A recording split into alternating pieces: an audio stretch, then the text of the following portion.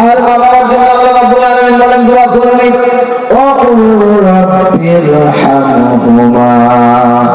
কামা রাব্বায়ানি সাগীরা। পড়ুন সবাই রাব্বিরহামহুমা কামা রাব্বায়ানি সাগীরা। আল্লাহ তুমি তো আমাদের মা বাবা তোমার রহমতের পরিমাণ দান করো, বলুন আমিন। আমার প্রিয় ভাই, আমার বাবাজি, আমার পৃথিবীতে মায়ের আল্লাহ রাব্বুল আলামিন মায়ের পায়ের নিচে তার জান্নাতটা লিখে রেখেছেন।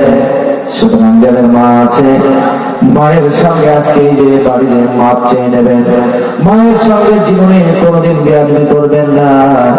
তকদির কমে যাবে, তকদির নষ্ট হয়ে যাবে, রুচি কমে যাবে, বরকত কমে যাবে, সম্মান কমে যাবে, রিজিক কমে যাবে, হায়াত কমে যাবে, মান মর্যাদা কমে যাবে, সর্বশেষ জাহান্নামে আপনার হতে হবে।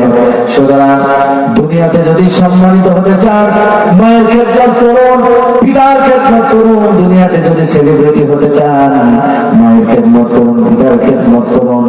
আমি আল্লাহর নামে কসম করে বলতে পারি আমার বাবার তেমন কোন সম্পদ ছিল না, আমার মা বাবার দোয়ার বিনিময়ে আজকে আমি মেহেরপুরি হয়েছি।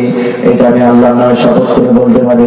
কারণ আমার মা বাবা এত পরিমাণ আল্লাহর কাছে দোয়া করেছেন, আল্লাহ দোয়া কবুল করেছেন।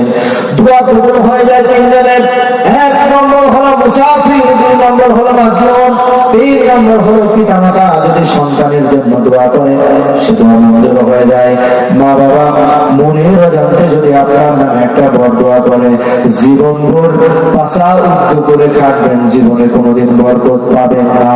সুতরাং মা বাবার সন্তুষ্টি আল্লাহ সন্তুষ্টি, আল্লাহর মা বাবার অসন্তুষ্টি আল্লাহর অসন্তুষ্টি। যদি আপনাকে বড় হতে হয় মা বাবার সম্মান করতে হবে, মা বাবার খেদমত করতে হবে, মা বাবার হক আদায় করতে হবে। আসুন আজকে আমি আপনাদের সামনে যে মেসেজটা দিয়ে গেলাম, এক নম্বর হলো ঈমান, শিরক মুক্ত ঈমান। ঈমান হলো শিরক মুক্ত ঈমান, পরকালীন বিশ্বাস, আমলে সালেহ নেক কাজ, আল্লাহর বিধান সালাত আদায় করবেন, পাঁচ ওয়াক্ত সালাত আদায় করবেন, যত ফরজ হুকুম আছে আদায় করবেন, হারাম যত কাজ আছে তত ছেড়ে দেবেন। হারাম কাজ মদ খাওয়া, জেনা ব্যভিচার করা, অন্য কোনো খারাপ কাজ যেগুলো আছে হারাম খাবার খাওয়া যা আছে সব ছেড়ে দিবেন।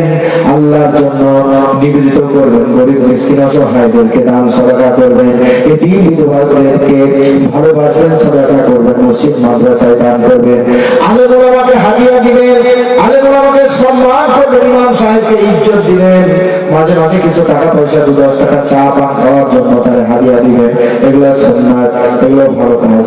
ইমামদের ভালোবাসবেন, আলেমদের ভালোবাসবেন, আলেমদের সঙ্গে করে যাবেন, ভালো মানুষের সঙ্গে মিশবেন, নামাজি দিনদার বন্ধুদের সঙ্গে মিশবেন, খারাপ বন্ধুদের সঙ্গে মিশবেন না। যারা খারাপ নামাজ কালাম পড়ে না তাদেরকে নামাজি বানানোর জন্য চেষ্টা করবেন। নিজে নামাজে যাবেন, অপর ভাইকে নামাজে দাওয়াত দেবেন, নিজে নামাজের জন্য যাবেন, আরেক ভাইকে নামাজে নিয়ে যাবেন। এই ভালো ভালো কাজগুলো করবেন। আল্লাহ পাক যদি জীবনে কখনো বাঁচিয়ে রাখে আবার দেখা হলে ইনশাআল্লাহ তাআলা কথা হবে নাকি? ইনশাআল্লাহ।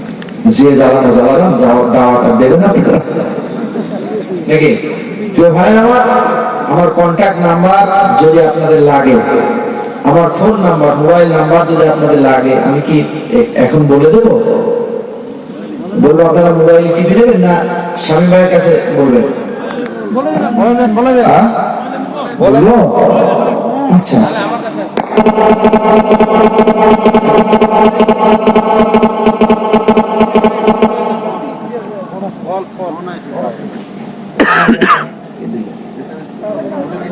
নোটিফিকেশন সবই তো অফ করা ছিল। যাই হোক, আপনারা কি ক্লাস করতে পারেন?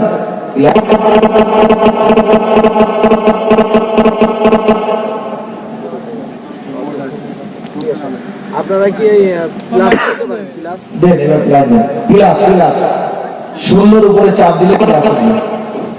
এদিকে ঠিক আছে তো? সব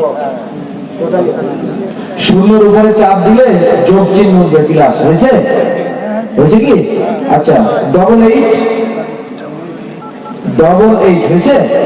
হ্যাঁ 01845 +880184 এরপর বাংলায় বলছি 51 94 18 51 94